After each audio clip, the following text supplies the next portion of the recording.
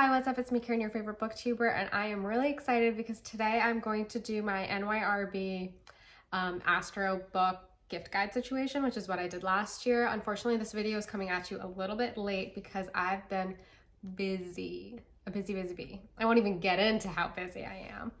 But without further ado, one small preamble. This is for fun. I'm talking about the 12 astrological signs and assigning a book to them. It's not that deep, it's not that serious. We're here for a good time, not a long time. And this project really excites me because one realizes that there are a lot of books within the NYRB catalog and I just want to read them all. I don't know if I'll ever be able to do it, but hopefully this will inspire you to maybe check out a new book or give a gift, whatever. You know the situation. Let's just jump right into it. We're going to start with the first sign of the zodiac, which is Aries. Aries is a fire sign, and in one way you could say that the 12 astrological signs, like as we move towards them, we're seeing a progression through different life stages and sort of emotions. And I guess you could categorize Aries as being a sort of childlike sign in the sense that it is the first one of the zodiac, but also being part of that, the first one, it is an initiator, it tends to do things, it can be quite individualistic. The book I decided to choose for this one was The Criminal Child. These are selected essays. I'm not even going to say most of these authors' names, but there will be a picture here, so feel free to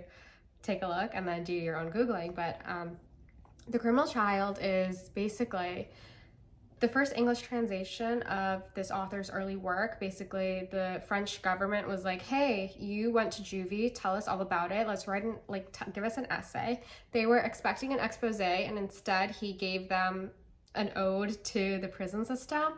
And I think in that regards, it's quite unexpected and very indicative of what I think of is Aries energy, big, like, don't tell me what to do, gonna march to the beat of their own drum kind of vibe. And that's why I think these two correlate quite well. There are a few other essays in this, and then the culmination to that little story about how he was tasked to do this and they were gonna like play it on the radio, because you know people were obsessed with the radio back in the day. I mean, I still kind of am, but whatever. Anyways, they didn't end up playing this on the radio, so that's that.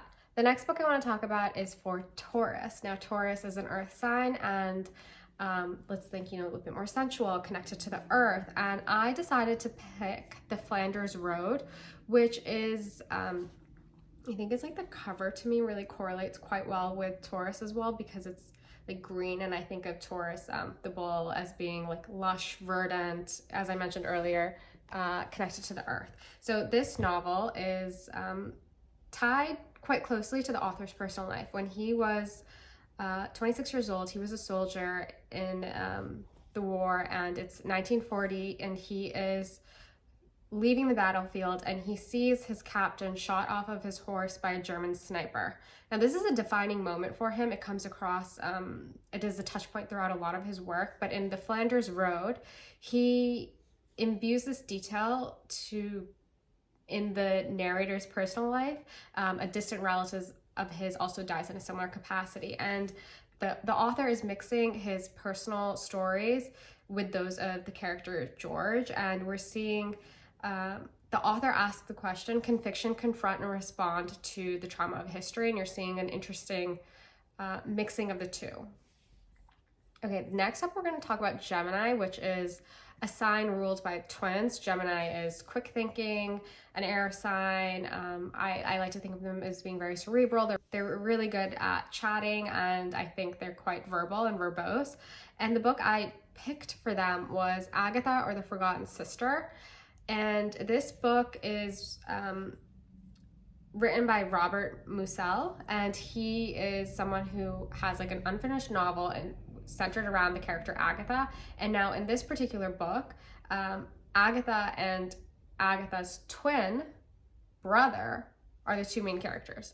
I'm pretty sure they're twins. I might have made that up because, okay, I don't know if they're twins. They're just brother and sister, but for the sake of my little editorializing, they are twins. And Agatha and her brother Ulrich have been avoiding each other for most of their life, and then finally they meet up and they are like, ooh, like interesting, things are happening, and they're getting to know each other more, and things are philosophical, and boundaries are blurred. And I'm connecting this with Gemini because I think Gemini's quite philosophical, likes to do a lot of talking, thinking, and because Geminis are represented by the twins, I think that this like brother-sister dynamic, a yin and yang situation is quite a good match for them. The next sign we're going to talk about is Cancer, and the book I chose for them was Good Behavior by Molly Keene. This book has been on my radar for a while, and book is asking the question, can you kill them with kindness? In this book, the narrator it starts off with her serving dinner, I believe, to her mother, and her mother ends up dying. And so the narrator then kind of takes us on like a journey of reminiscence, where she starts off just describing her neglectful childhood, and then takes us to where she's at right now, which is basically a spinster. And I tied this with Cancer because Cancer is the crab, but is also a sign ruled by the moon that is also has a lot of like mother energy. It is a sign that has a lot to do with motherhood. And I think that this book, which is a daughter looking at her relationship with her mother and her childhood, is one that would pair quite well for someone who is of this sign. The next book we're going to talk about in the next sign is Leo. The book I chose for them was The Simple Past. Now, Leo is a fire sign and symbolized by the lion. So we're thinking fiery, leader, making things happen, protecting their friends and family. And the book I chose for them is The Simple Past. The book I chose for Leo is The Simple Past. Now, this is a book that is looking at the relationship between father and son. The main character, Dries, which also happens to be the same name of the author, is the son of a man who is essentially a tyrant. In the book, he's referred to as the Lord. And he is rebelling against his father and also the French authorities, because this book takes place in Morocco, where the French are ruling, and it is kind of looking at revolution against the father, revolution against the colonizer. And I think this pairs quite well with Leo, because in my head I'm like, like Leos would start a revolution, like they would do this.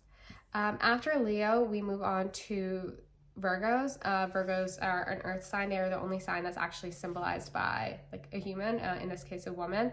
And Virgos are known to be supposedly a hardworking perfectionist. Like, I think sometimes when we're talking about Virgos, they can kind of get a bit of a bad rap, because a lot of the qualities people ascribe to them are quite boring. But I'm a Virgo, and I think Virgos are awesome. Virgo is my sun sign, okay? And the book I chose for them is The Corner That Held Them by Sylvia Townsend Warner. Now, this is a historical fiction book, and like in the bio, I should also add, I haven't read any of these books, and that's part of the fun, I think, in choosing them, because I get something different and you get something different. So I don't know how good any of these books are, but they all sound really interesting, and I'm down to do anything new. But anyways, the book that I want to talk about, The Corner That Held Them, Sylvia Townsend Warner, historical fiction. The bio is like, this is a historical fiction book unlike any other. And don't you guys think like all historical fiction books are low-key described like that? It's as if everyone is just like, no one wants to read historical fiction, so we really got to sell them that this one is different. This one's built different. Anyways, so in this book, the book is about a bunch of nuns during the Black Death. We're looking at this one convent, and they're going about their life, doing the day-to-day, cleaning, sweeping, cooking, eating, praying, whatever it may be. And this book, though, is kind of contemplating a world run by women, but more than just that, it is also looking at community. And I think that the central question of this, and this is pulled from the blurb, is what is the life of a community, and how does it support or constrain a real humanity? How do we live through it and it through us? And I think that I chose this for Virgo because I think there is a way in which I personally think that the earth signs tend to take on a lot of responsibility and be very practical. And there is a way in which Virgo is named for Demeter, the earth goddess, and she is the one who Hades became enamored with her daughter Persephone, and Persephone went to Hades, and I think it's like that sacrifice that Demeter has to take to see her daughter leave her house or her life for 6 months of the year is something that I think is a question of community and like doing something for the greater good. And that's why I think it ties with this novel, which is about community. The next book that we're going to be talking about is My Phantoms, and I correlated this book for the Libras. Now, Libras ruled by Venus.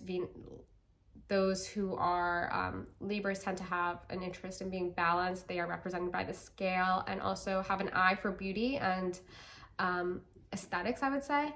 And I chose my phantoms because the author of my phantoms is like, what, I think from the 17th or 18th century. He was a bohemian, like philosopher, writer type of character who was a little flamboyant. And these are 7 of his stories, and they're looking, I think, at like a sort of excess and just beauty and questioning these like almost hedonistic impulses that we have. And this comes from the blurb. One of these stories, the author wonders, whatever would the devil find to do in Paris? He would meet people just as diabolical as he and find himself taken for some naive provincial. And in these stories, tapestry, statues, and corpses come to life, and young men dream their way to ruin. And I think this is an interesting book to pair with Libra because Libras are a sign I associate so closely with beauty. I think you can also ask the question, like, in this pursuit of beauty, how can you ruin yourself? And that's why I'm like correlating the two. The next book and sign, we've got Scorpio. Scorpios are a water sign, deeply connected to their emotions. They are tied closely to death. So for that, I also think that they have like a really strong relationship to emotions. They feel deeply and can go quite deep and are really contemplating like sex, death, and rebirth. I tied them with The End of Me by Alfred Hayes. Now I think he has 3 novels that are contemplating modern love. The one that I chose, The End of Me, is considered to be, or in the blurb, they call it a triptych, but I don't think this character is correlated to some of his other works. But in this book, our protagonist is basically a failed Hollywood screenwriter. He comes back home to the East. He's living in New York City. He's in a hotel room, and he's like wondering what to do next. And it's not a question of money, it's a question of purpose.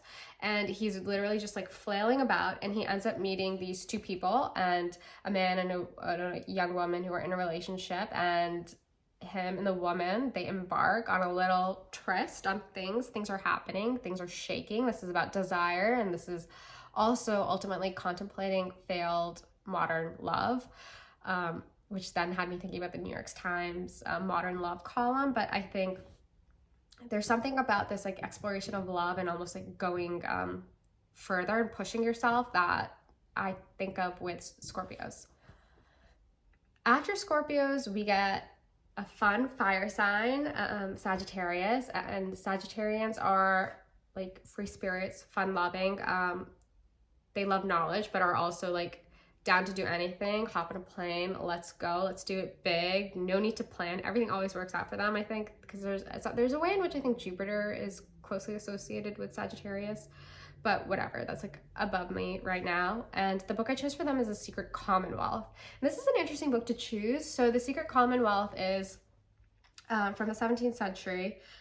This minister, Robert Kirk, was like in Scotland, and he was like, you know what, someone needs to go around and ask their homies about their stories about elves and fairies and like write that shit down. And this is a quote that comes from the book, so the blurb rather. He's asking his friends about elves, fairies, fauns, doppelgangers, wraiths, and other beings.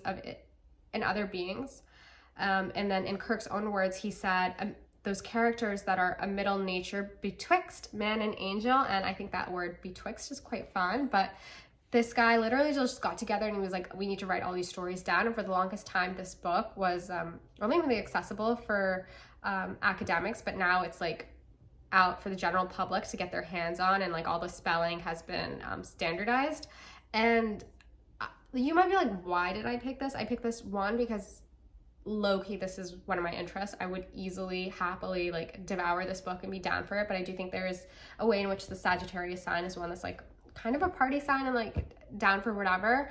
And I think there is a way in which this in my head correlates quite well with a Sag, because they're people who like, you could put them in a room like this and they would like talk to everyone and be interested. And by a room like this, I mean you could put them with fairies, elves, wraiths, and those creatures betwixt man and angel, and they would be down. They're there for a good time. And that's why I made that connection. After that, we move on to Capricorn, which is the final earth sign that is in this, 12 astrological signs. And so within astrology, Capricorns are ruled by Saturn, and they're also a sign that it is often said that those with strong like Cap energy tend to experience success later in life. There is a way in which they must toil and work hard in order to, you know, really see the fruits of their labor. They are planting seeds, as Owen, fellow Capricorn, would say. And I chose the book Lost Properties, Memoirs and Confessions of a Bad Boy for them, because there is a way in which this is a coming of age story. He's exploring his aesthetic, sexual, and political education, and also his weird, the weird way in which his life took him, so that he was both reporting to the CIA and also the East German intelligence agency during the Cold War. And I think there's something about this, just being out in the world and doing your own thing, leading your own path, but also making some potentially precarious decisions, that I'm like, oh, there's something about something that I'm seeing tie with Capricorn. Anyways, the other characters who come up in this that might be of interest to you are Orson Welles, Glenn Gould, and Sylvia Plath. And this book is also contemplating marriage, child infidelity, debt, divorce, literature, and multiple sclerosis. And then the final bit in the blurb is, the end is surprisingly happy. And, you know, as I mentioned, Capricorns are a sign that experience that success later in life. Maybe the same thing happens to our narrator. Okay, after that we have Aquarius, and I chose an interesting book for them. Aquarius are another air sign. One would be, it'd be easy to think that this is a water sign because they have aqua in the name, but that is not the case. They are an air sign, and also quite individualistic. They are unique thinkers. They think outside the box and can really just like, they're thinking like way up there. Everyone's here, they are there. And the book I chose for them is Heaven's Breath, A Natural History of the Wind by Leal Watson. And because it is an air sign, and I think I saw like Heaven's Breath, and this book is like contemplating wind, I was just like, oh, there is something there. This is really unusual. This is different. And I'm going to talk a little bit about the blurb, because I don't even know if this is fiction or nonfiction. I don't know what this is, but it starts the blurb with, wind is everywhere and nowhere. Trade follows the path of wind, as empire also does. Wind makes a difference in wars between the Greeks and the Persians, the Mongols and the Japanese. Wind helped to destroy the Spanish Armada, and wind is no less determining of our inner lives. This book is an encyclopedic and enchanting book that opens dazzling new perspectives of history, nature, and humanity. And there's just something there that I'm like, this is different. This is a very different and unusual book. It needs to go to those who are Aquarius people, whatever. Okay, the final sign that we have is Pisces, and Pisces is a very dreamy sign, artistic, in tune with their emotions, and I don't know, like an almost second sight, I guess you could say. And I chose The Dead Girls Class Trip. I think these are selected stories, and they span from the years 1925 to 1965. They include the author's autobiographical The Dead Girls Class Trip, and also other stories with titles such as Jane is Going to Die, and these have been translated into English for the first time. The author, I think, is German, and these stories are about young men and women who are corrupted by, I think, like desire, and who are really, oh, not desire. These are the stories of young men and women who are corrupted by their desperation and constrained by their really tough situations. And it's really also, there are a few stories and themes about enchantment, and like there's a correlation between myths and legends. And there is a way in which I think that, because Pisces is quite an artistic sign, and as I attributed second sight to them earlier, there's a way in which I think that myth and enchantment ties quite well with them. Okay, that was this video. I don't know if I mentioned this earlier, but last time when I did this, I was wearing the same sweatshirt, and I was like, you know what? I love to see some continuity. I love to see someone wearing the same thing over and over again. Let's do it big. It's time to pull that sweatshirt out. And yeah, I hope things are going well for you. If you have any recs for astro related gifts or anything of the kind, please let me know. And also I did an McNally's sort of astro gift guide as well, so check that out if you're interested. And my newsletter will be coming soon with a very late different astro book gift guide situation, so if you're interested, feel free to subscribe, link in bio. And with that, I'll see you in the next video. Thank you. Bye.